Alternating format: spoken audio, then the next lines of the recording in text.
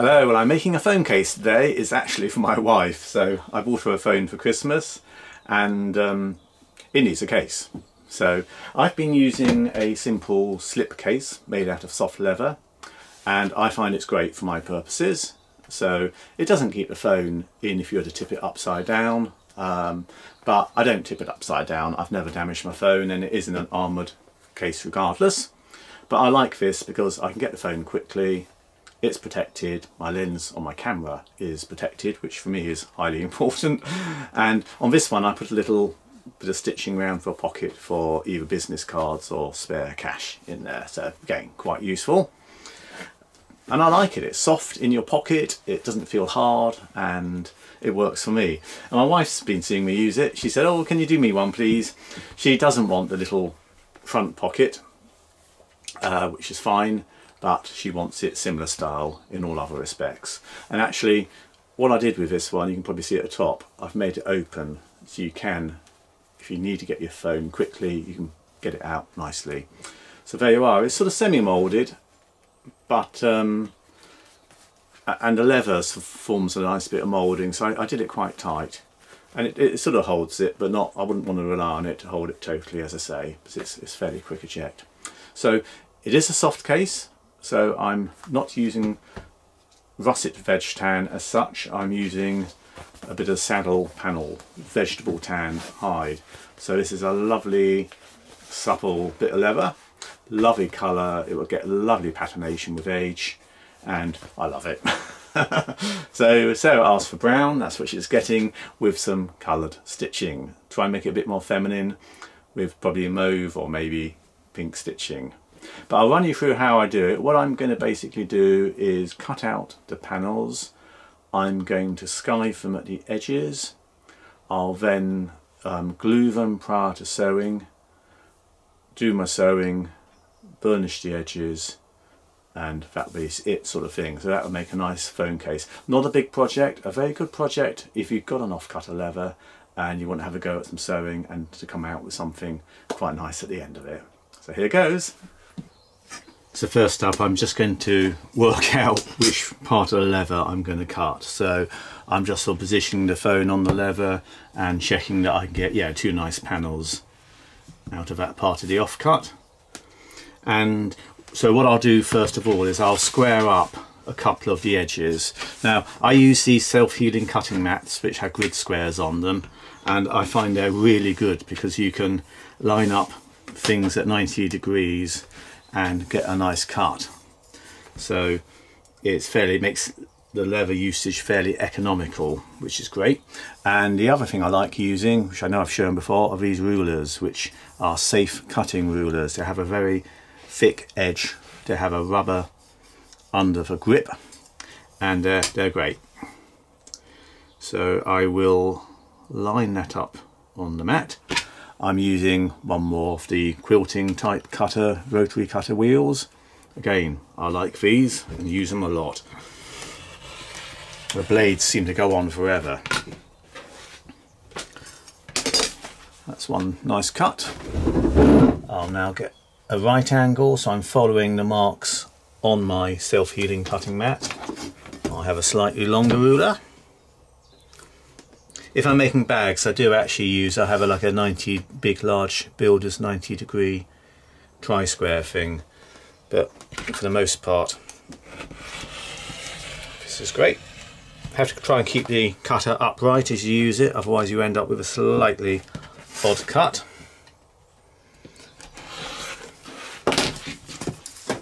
So just double check I've got that squared up.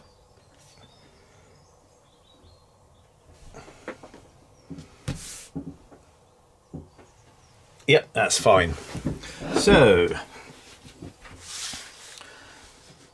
next cut, and it's worth making this a bit generous on your cuts because you can trim it afterwards. So I'm going to at the moment cut it generously and then I will glue it so it's solid and then probably do the stitching and then trim it up afterwards. So I'm going to give myself a larger boundary, and that's partly to take account of the thickness of the phone, but partly frankly because it is easier just to cut it generous, stitch it tight and then cut. So I will put a cut, I think, in there, and then one more next to it. So I'll carry on cutting this out. But in the margin around here, it's very roughly about 3/4 of an inch, 15-18 millimeters, something like that, quite generous. And obviously all the time making sure I keep all my lines nice and parallel with each other, and that's where the cutting mat is really quite useful. So again, lining up.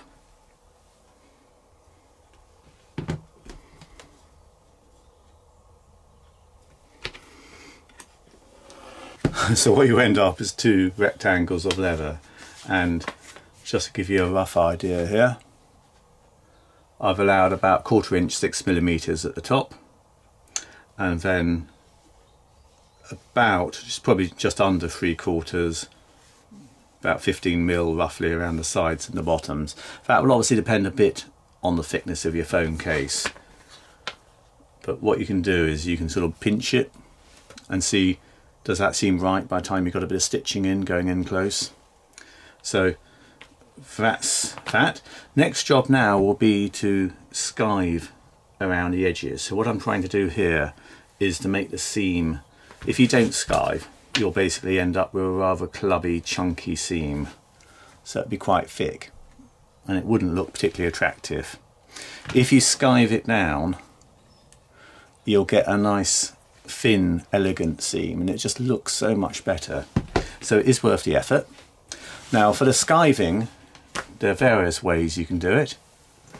I quite like these cheap tin skivers.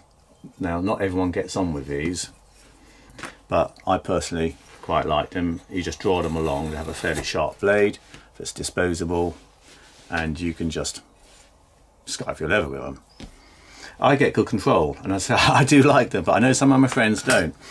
Some people like to use like a French type skiving knife. So again, I do is get it nice and razor sharp, and then you can take away. And I quite like this if I'm doing where I want a really flat bit of a skive. So it's not a bad one. And I think it's really a matter of just trying out a few different techniques and see what you like to do in the way of skiving. I have popped a film up on making a black bag series where I cover about skiving. And the third way is you can use a skiving machine. I'll do a bit of each just to show you what it's like. So I'm just drawing it towards myself. The blade is at a slight angle, and you can very quickly get yourself a nice even thinning off. I'm going to take a bit more off. So holding the leather down nice and firm, I'm running along with the blade,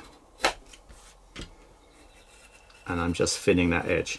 Now what I'm aiming to do very roughly is to thin that edge so that, I mean, this leather is about 2 millimeters thick. I'm just wanting to make that edge about 1 millimeter. I can just check that quickly. Yeah, it is actually dead on 2 millimeters thick. So if you have both layers just sewn together without skiving, that would be 4 millimeters. But if you can take it down, I want to take a bit more off.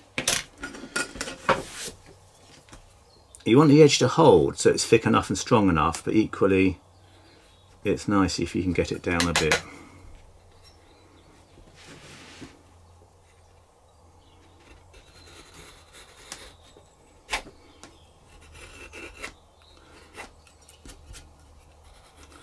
A bit more.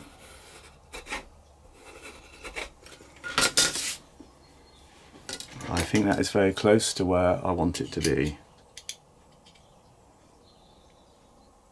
Yeah, is that going down in? I'm just a tad above a millimeter at the moment, which is fine. It's just a matter of thinning it so it's not bulky, and that is probably enough. If I was doing this bit, I'd do a bit more up the top edge there. There we are. That's now consistently done. And if I join those two together, just to show you what I'm trying to get at here, there we are. You get a nice close edge, which will look so much neater. Now, as I say, some people like to use the flat knife. Same sort of idea with this one. Just go along, whoops. In this case, I'm pushing it away from myself. And just take it down. If it gets blunt, get a bit of veg tan leather, make yourself a strop.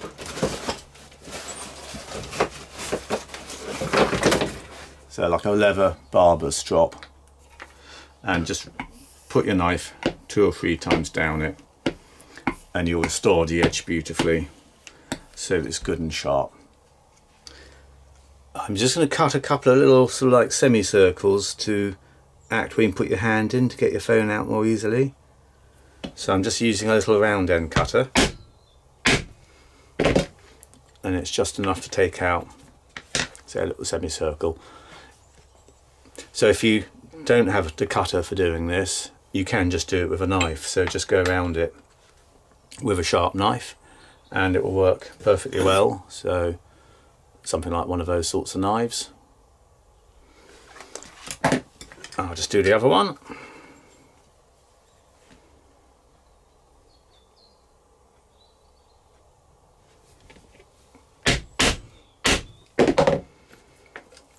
So I'm striking into a poly mat. It's one of these self-healing polythene mats, a bit like a kitchen cutting mat, and they're very good. They keep the edge on your tools so you don't have to constantly sharpen or damage your tools, and you get a nice clean sort of cut, so it works well. So that's the top of the case there done. I have in the end decided actually I've skived straight up both sides, so I haven't kept it fatter at the top. I decided actually it could put stress there, so I've just done it as a whole. It doesn't really matter either way, do what you like, but that's how I've decided to do it on this one. So that's my basic outline. I'm now going to glue round the edges prior to stitching, and that will hold everything nicely in place, ready for stitching if I glue around these edges. I glue the two halves together now, and I'm just using some ordinary leather glue. So it's a little bit like PVA glue this, but it seems quite effective. As I'm not stitching the very top, I don't need to put glue along the top. In fact, I don't want to. It's going to come out. Yeah, it's coming out.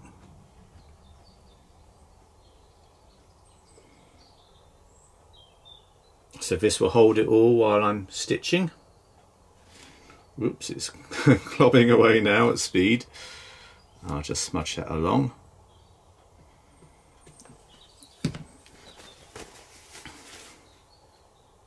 And spread it along there. There we are. Do the same to the other bit.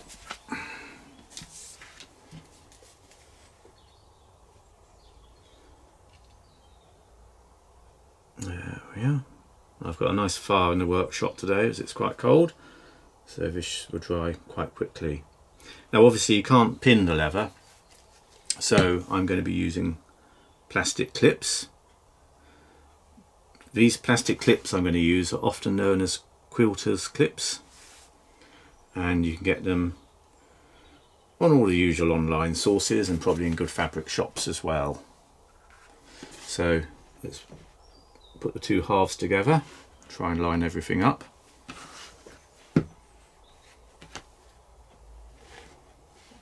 That's about right, I think. Press it all down. You can feel the bevel in there from the skiving, which you would expect. And then I find these little clips, they don't really mark the leather, they're very effective. They have little depth measurements on the back, so they're ideal for this sort of thing. And just lots of clips all around. So hold it in. I'm going to be very generous with my clips. I'll put a few on initially just to hold it so it doesn't slide. And then I'll add more and leave this to dry. I have a larger version of these clips that I use when I'm making larger items like bigger bags, and again I find them very good. Occasionally get a little bit of marking, and if I do, what I tend to do is actually just put a bit of leather over the work or a bit of paper, and that's enough for it not to be a problem. There we are. So let's get a few more in. That will dry in this warmth quite well, I think.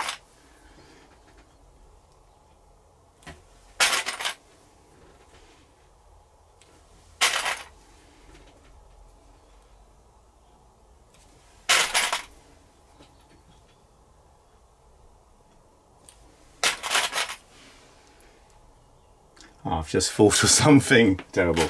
I was going to put my maker's mark on there, and I would have done that before I glued this together. Here it is. It won't be as easy to do it once it's made, but I can. Right, there we are. That's a good number of clips. Probably don't really need that number, but I've got them, so I've used them. So I'll let that dry. That glue has dried, so I will now just take the clips off and see what's going on.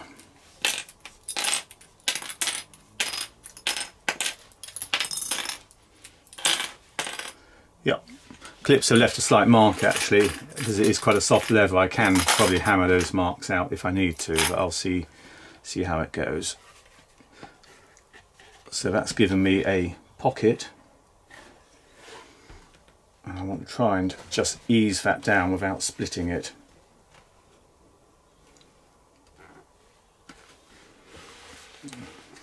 I think that will be alright actually. Just trying to get a feel for the width. Yeah. It's always tricky. You want it will stretch and give a bit. So you need it fairly tight to start with. And it's always a bit of, whoops, bit of estimation.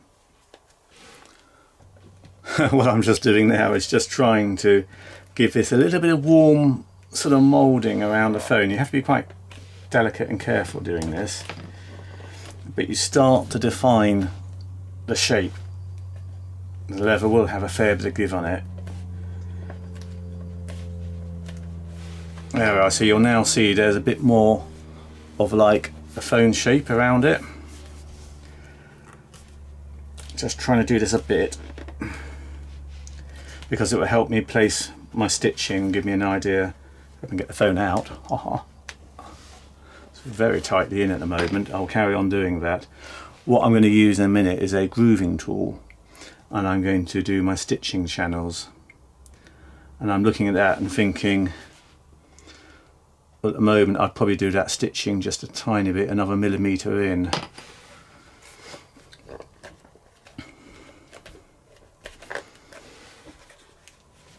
That's coming out, that's good.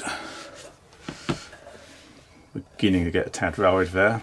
Yeah, so what I'm going to do is put my stitching in a bit more like there, in a little bit more. Yeah, about a millimetre each side. So that's fine, that's going all right. And I had a thought. I'm going to put a steel plate in here, and then I can use my normal name embossing stamp onto the steel plate, and that'll work. I've just put a bit of water on, and I'm just soaking where I'm going to put my maker's mark. That's probably enough. It just helps the maker's mark to keep in there, make sure I've got it the right way up. And I think that's about central. Yeah.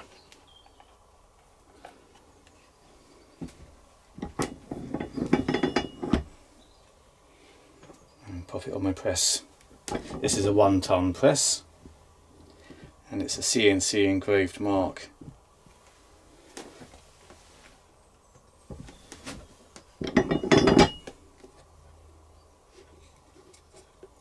Spread the load underneath it.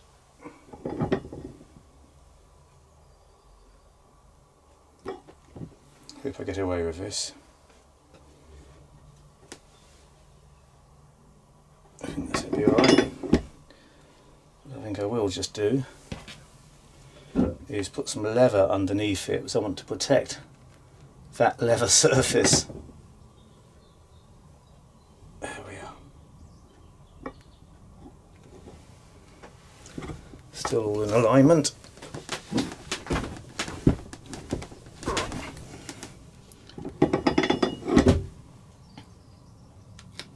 Yeah.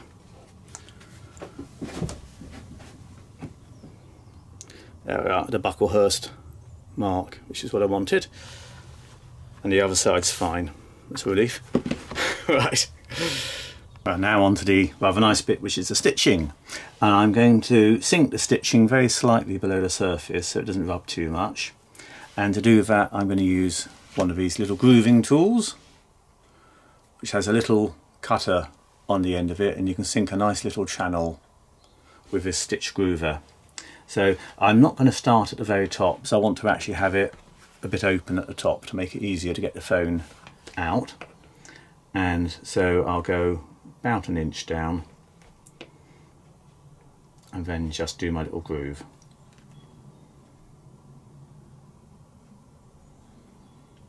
A fairly slow, even pressure. And one ends up with a nice little groove. And I'll run that over a couple of times to get the groove nice and deep enough for the thread. So it's a compromise between having the thread sunk down a bit, so it protects the thread, and not making your groove so deep that you obviously weaken the join of the leather. That's the first little bit. I'll be doing this both sides in actual fact. I'll do my bottom groove next, so I can then get the side groove to match up with the bottom groove. So at the moment I'm cutting those a tad short, those little holes. Now this side.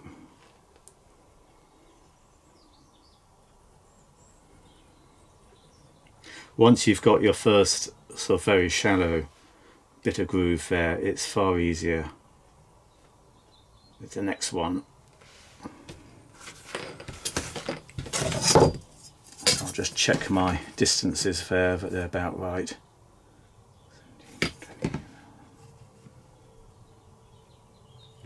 So a little bit more that side.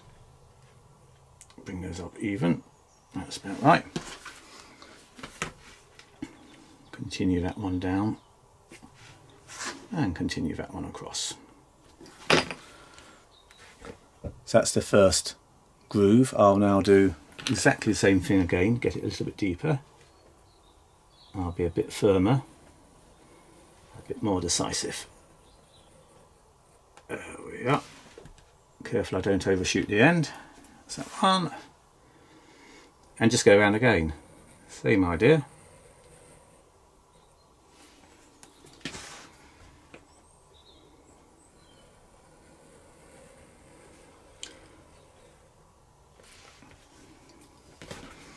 And what you can now do is, I have been asked to put purple thread on, which I think actually does make this a little bit more feminine, which is quite nice.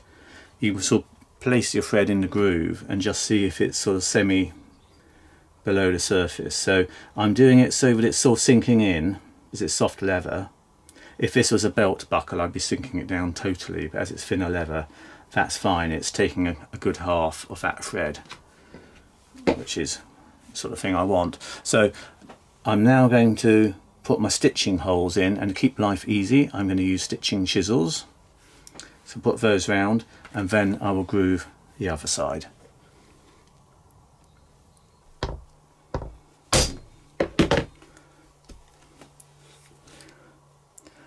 So I'm just going around putting in my stitching holes, and I'm using a stitching chisel, and I find these are great because you get very accurate holes, very evenly spaced, which gives you very nice stitching. I know it's not entirely traditional, but why not use a modern technique when it works well? That's my view. So I will go around. It's very fast relatively. Stitching still takes a long time, but this bit is quite quick. I'm banging it through quite hard, again into a poly block. So they'll be coming out the other side. Probably just see them very faintly there.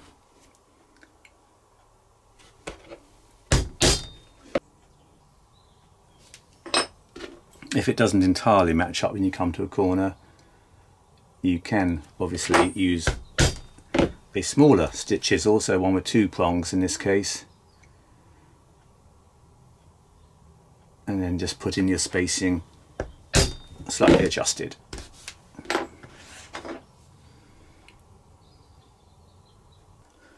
So my holes are all through. I'm now going to do a channel on the reverse side as well to sink the stitches in, and it's exactly the same as when I did it on the front. So just go along carefully and make your little channel.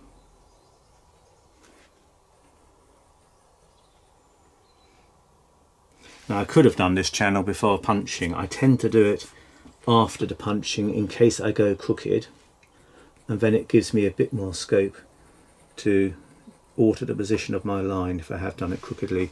As it happens, I think this has all gone fine. It's straight. It does mean I slightly smudge over my holes, but I normally find them with the needle quite quickly, but I can always use an awl to pick out the odd hole if I need to.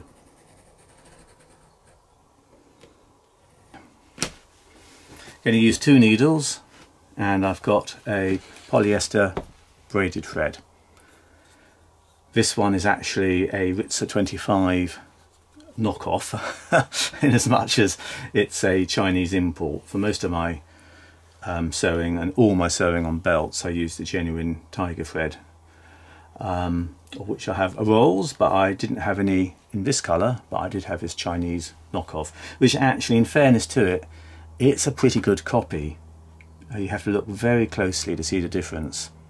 It's not quite so intense on colour as the original Ritzers are, but it is pretty good all in all, and certainly will look very nice. It lies slightly flatter once you're sewing it. So I'll head up 2 needles.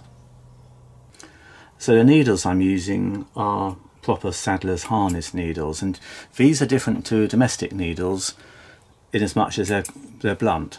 So they have like a slightly rounded tip on the end of them.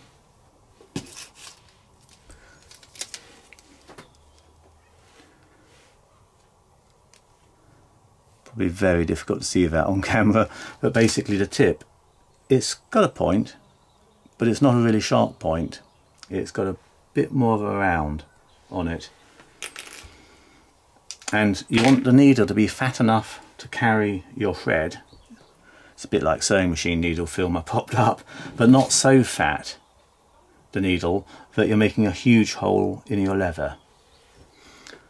So I say just big enough. That's the needle, that's the thread. And what you do, it's very clever little trick this, to hold it, the needle, onto your thread, and I'll zoom right in for this. What you want to do, hope you can just about see this, to hold the needle on the end of the thread so it doesn't keep dropping off, you stab your thread with the needle. Try and get it in the centre of the thread, is better than the edge. Right, that will do. What I've done is I have stabbed this loose end of thread with the needle, and you just pull it through the needle and you form a loopy knot. Alright, like that, and it just stops the needle coming off the end of the thread. So just stab the thread with the needle, loop it through, pull it, and that holds it and you won't lose it. So I'm using 2 needles as its traditional saddle stitch, and you will need very roughly 3 times the length of thread. So in this case, if you go around the edge here, then if that was, I don't know, 12 inches just for the sake of argument, you'll need about 36 inches of thread on your needles. So a needle at each end. Again, I'm going to stab the other thread, pull it over the needle just to hold that needle on. So I've got my 2 needles now, 1 on each end of the thread, and I can get sewing. Now, to hold the work while I stitch it, I'm using a traditional saddler's clam, and I have actually put a film up about making one of these, and you can even buy plans if you want to in my Etsy shop. So nice thing about them is to get your work at a good working height. The hold the work is you can clamp it in the jaws of the clam, which are just lined with a thin bit of leather so you don't damage it, and then I can get sewing. So I've got the work nicely held in the clam. I can get stitching, and I've got my 2 needles. So just start off, get each length of thread the same, each side of the work. There we are. And it pays to always go in the same way from the same side. So that one in, pulling it down slightly, and like this I will get consistent stitching. So pull that down, needle goes in the top of the slanty cut from this side. You'll notice that I have a little loop each side. That's to make sure that I don't pierce the actual thread, and if I do, I can get the needle out of it. Pull them, go on to the next one, and again I'm going in first from this side furthest from the camera just to get a nice even stitch, and I find it works really well if you do this. Again, pull it down slightly, get your needle in at the top of the slant. If you just make sure you do it consistent each way, again I've left a loose bit there, close it in, and you'll find you'll get a nice stitch. So again, in from there, pull it down, oops, keep knocking it, and then in again. Okay, just check it's not getting twisted. That's fine, that's looking good. I will carry on like that. Looking quite nice from the other side. I'll just explain once again just quickly about this loop business. I'm not drawing that all the way through. And the reason for that is when I put the blunt needle in, it shouldn't stab the thread. But if it does start to stab it, you can pull the thread so you get it off the end of the needle and get it through. And that may make more sense if I do it from the other side.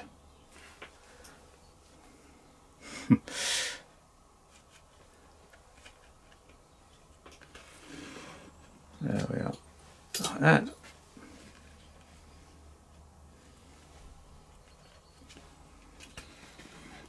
And just carry on going along. I'll show you from the other side. It's like that. So it's looking quite nice and neat. And that's one side done, and 2 to go. Quite nice though, it's quite relaxing, quite therapeutic in its own funny way. I always quite enjoy it. You could be saying, oh well actually I could just machine these, I've got the sewing machines, and I could. The beauty of the sandal stitch, in my opinion, is the fact that each stitch locks its neighbour, so it's very much stronger, which is good. Well, I've stitched all around now, so all I need to do is just go back about 4 stitches double over sewing to lock my stitch off at the end so it doesn't come undone. So I will do that next and see how that goes. Should be right. If you want to see a bit more detail about the technique, I know I've only covered it very briefly here of the saddle stitching, I've popped up a film on saddle stitching a traditional belt, which has quite a nice demo on it, and also I put up a whole series last year of making a black leather bag, and I did a whole section there on traditional saddle stitching, so you can have a look at that as well if you want more. Anyway, it looks quite pleasing. I'll sew back, I'll then show you a couple of tricks to neaten things up. Okay, first little trick to neaten everything up is to take your nylon mallet and just tap everything down.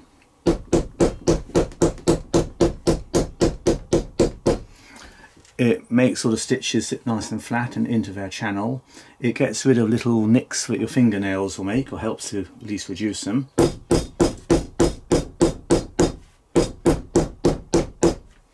And generally makes it look a lot smarter.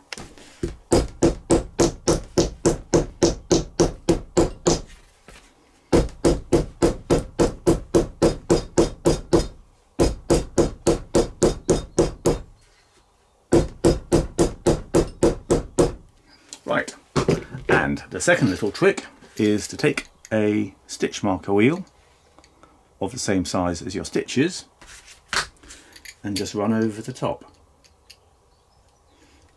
And again, you're just helping to define those stitches, make them nice and rounded and sink them in their channels.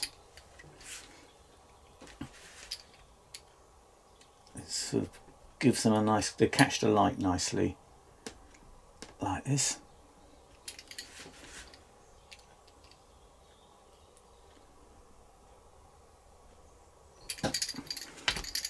Do it both sides.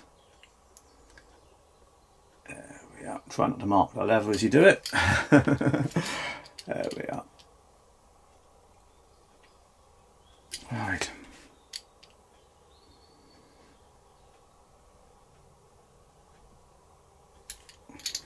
Okay.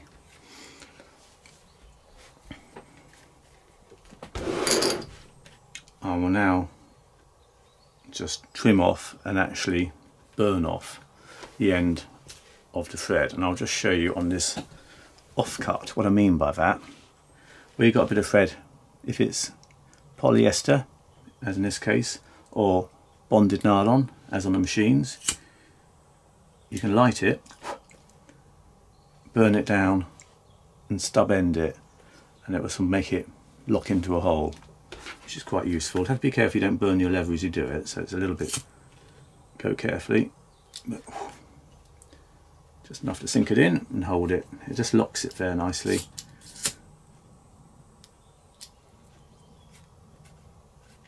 There we are. Smudge it in, re-wheel it.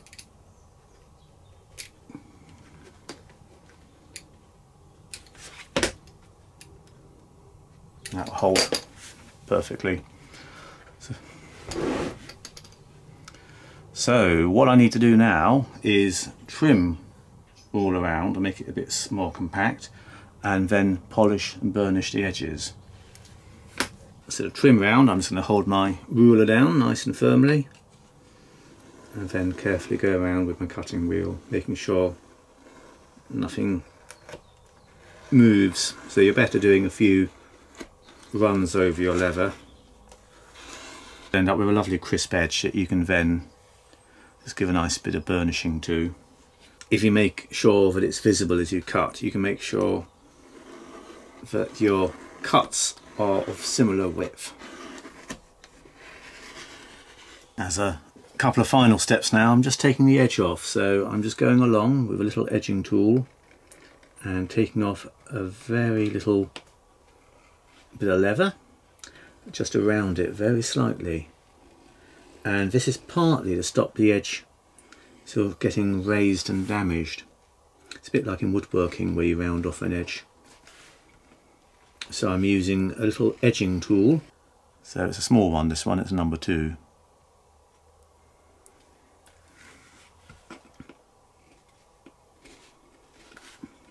Just neatens it up as well.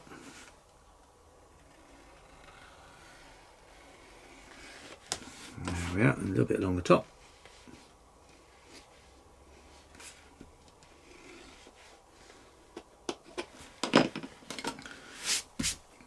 Right, so I've got nice straight edges here all around as I cut them.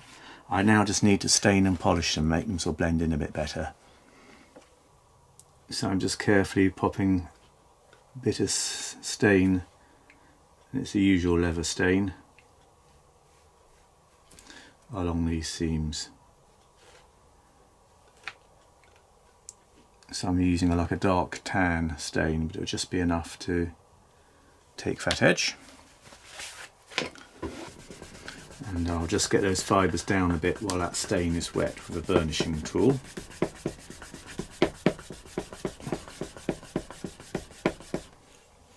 It's just a wooden tool, this, with grooves on it.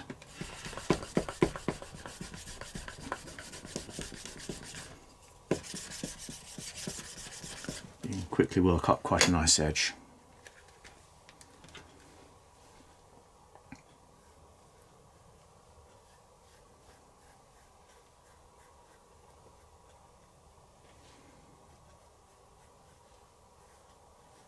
Find if you brush the fibres both ways with the stain, it gets it nicely down into the leather. Just wiping the excess off and give it a smooth.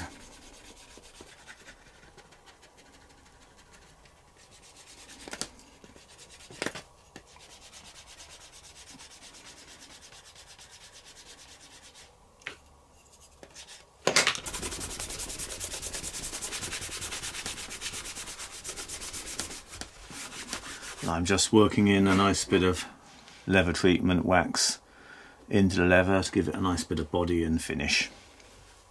And I'll pop that along my seams as well. And that'll help seal them.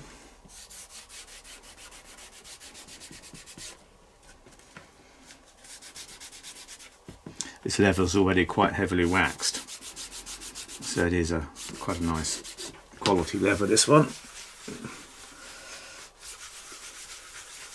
Work that in well.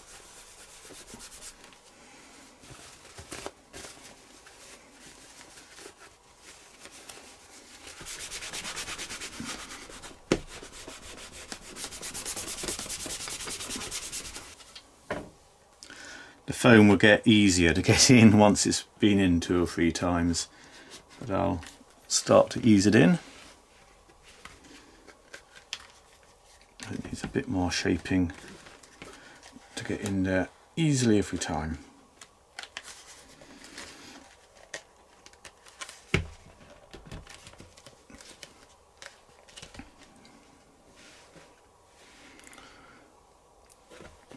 But there you have it, one finished phone case. So that will protect that phone and keep it safe, which is the main thing. This, as I say, will loosen up. At the moment it's quite tight. Soon get a bit of warmth from that. Once it's been in your pocket or somewhere, it quickly moulds in, and after a day or two that will be getting quite a lot looser. So it's too tight at the moment, but you need to start off with it quite tight. I'll do a bit more shaping on it by hand, I think, first. I've just been working on the seams with my old bone folder and also my edging stick, and just rubbing it along inside of it, try and get a bit of shape, and you soon get this quite nice rounded sort of effect. So the phone now is going in with a bit of gentle persuasion there, and comes out. It's a bit stiff at the moment, but it's coming out okay-ish. Within, as I say, a few days that will become quite good and quite easy to get it in and out. So I find with my one now, it's a good old friend. It's been used a lot and it goes in and out quite easily. So that will loosen up. Don't worry if yours is a little bit tight to start with. It will be fine. Anyway, pleased with the way that's worked out. Gives a nice protective case. Anyway, thanks so much for watching. Got any questions? Please ask them down below. Okay then, bye bye.